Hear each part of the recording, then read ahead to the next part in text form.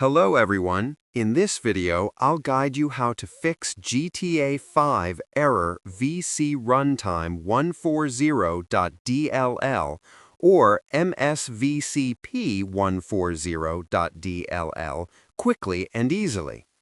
These errors usually happen because Visual C++ redistributables are missing or corrupted on your PC.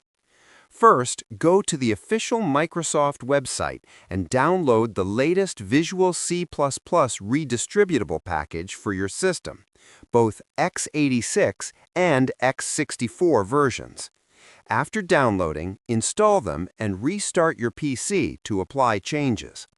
Next, open your GTA 5 installation folder and run the game as administrator to avoid permission issues.